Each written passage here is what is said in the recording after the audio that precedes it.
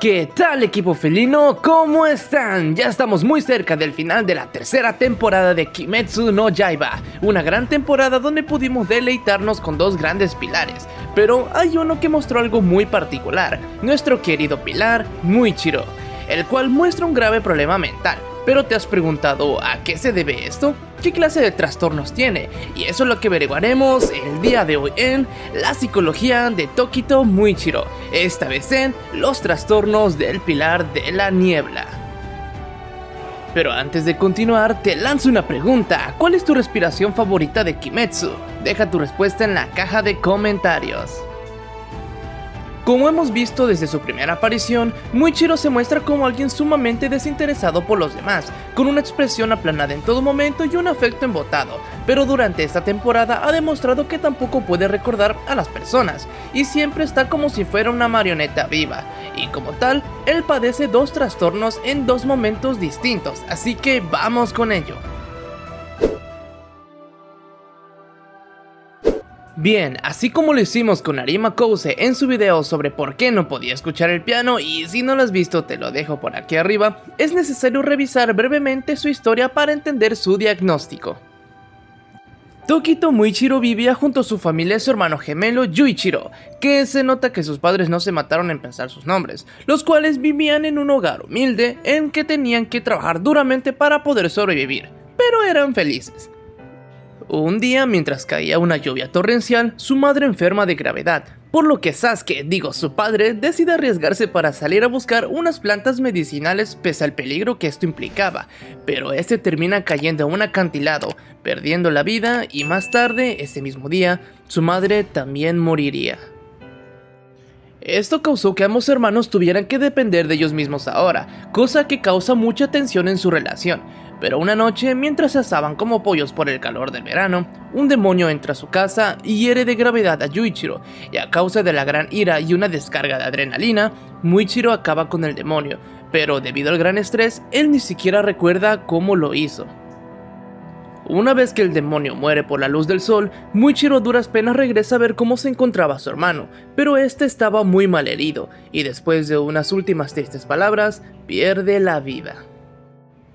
Muichiro quedó varios días tomado de la mano junto al cadáver de su hermano, en el que incluso comenzaba a formarse gusanos por las heridas de ambos, pero en ese momento es rescatado por la esposa del patrón, donde más adelante decide convertirse en cazador de demonios, pero aquí pasa algo extraño, él no recuerda qué pasó, ni siquiera recuerda a su hermano, solo sabe una cosa: desea acabar con los demonios, solo queda ese odio intenso en su memoria, lo que será su principal motivador. Bien, ahora comprendemos la historia de Muichiro, que muy seguramente ya conocías a causa del anime, pero aquí deja varias cosas claves para determinar su diagnóstico, y como te mencioné hace un momento, Muichiro presenta dos trastornos distintos en dos momentos distintos, y el primero es el trastorno de estrés agudo con síntomas disociativos. Este se hace presente cuando derrota al demonio que los atacó, y como ya lo hemos explicado, él no recuerda qué fue lo que sucedió. Pero ok, ¿qué es el trastorno de estrés agudo?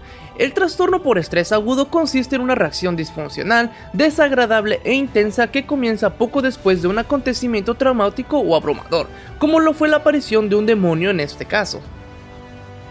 Las personas que presentan esto han estado expuestas a un suceso aterrador que pueden experimentar directa o indirectamente, por ejemplo, la exposición directa que implica sufrir lesiones graves, violencia o enfrentarse a un peligro de muerte, y las personas afectadas reviven mentalmente el acontecimiento traumático, evitan todo aquello que les haga recordarlo y experimentan un aumento de la ansiedad.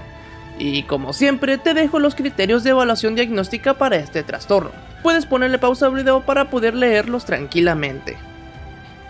Pero dirás, se supone que no recuerda cuando lo mató.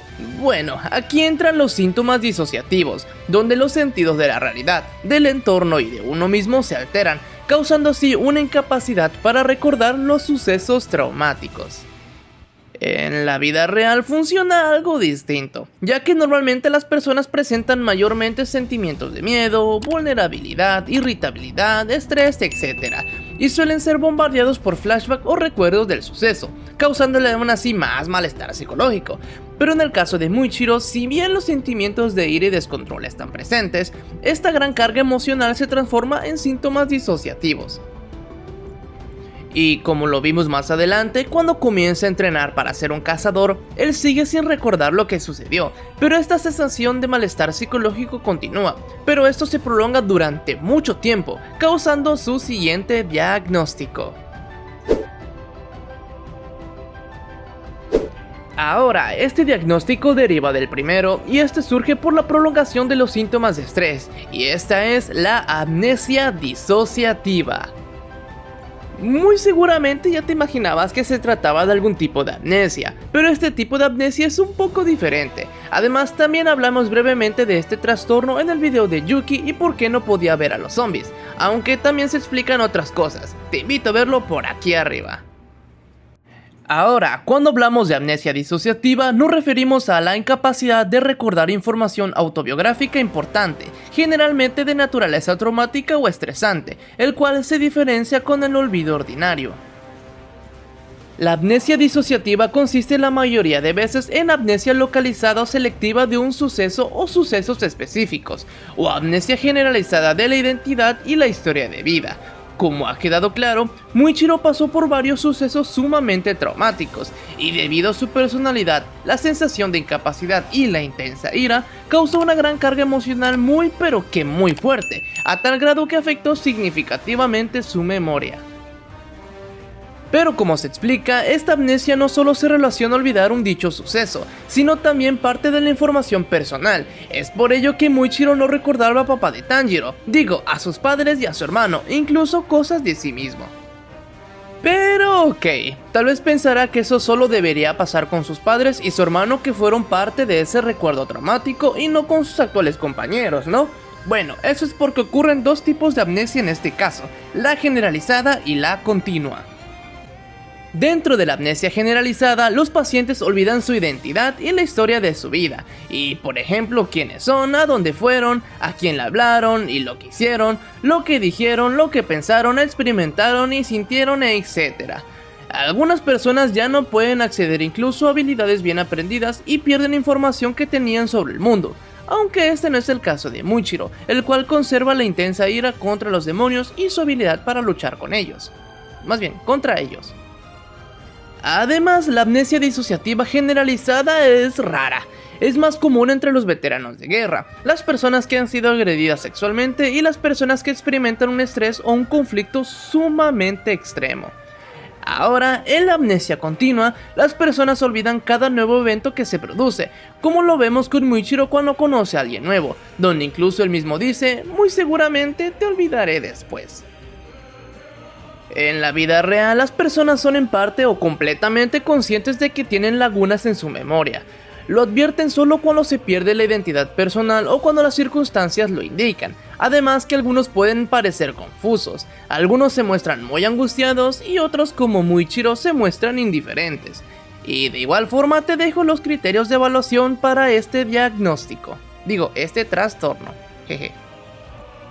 Pero bien, aquí hay que aclarar algo. Como dijimos, este trastorno es derivado del primero, es decir, del trastorno de estrés agudo, y normalmente cuando estos se prolongan demasiado, se transforman en trastornos de estrés postraumático, pero no lo es en este caso, y es que la condición de Muichiro difiere demasiado con los criterios de este trastorno. Y si bien el estrés postraumático también pueden presentarse algunos síntomas disociativos, síntomas como las pesadillas, los recuerdos repentinos, evitar situaciones que recuerden al trauma, reaccionar exageradamente ante los estímulos, sufrir de ansiedad o de depresión, suelen ser más comunes.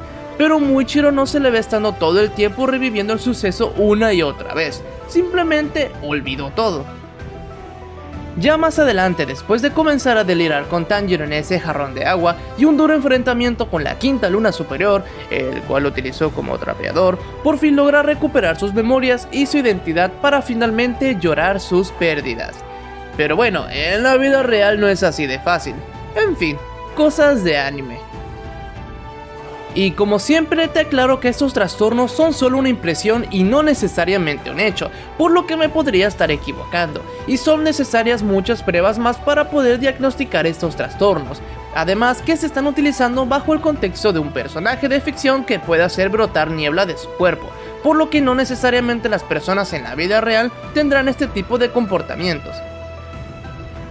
Aún hay muchos más personajes que serían interesantes de analizar, y si te gustaría eso, por favor dale a like, suscríbete, activa la campanita de notificaciones y deja tu suculento comentario que me motiva mucho a seguir trayendo contenido. Muchas gracias por acompañarme y nos vemos hasta la próxima. Adiós.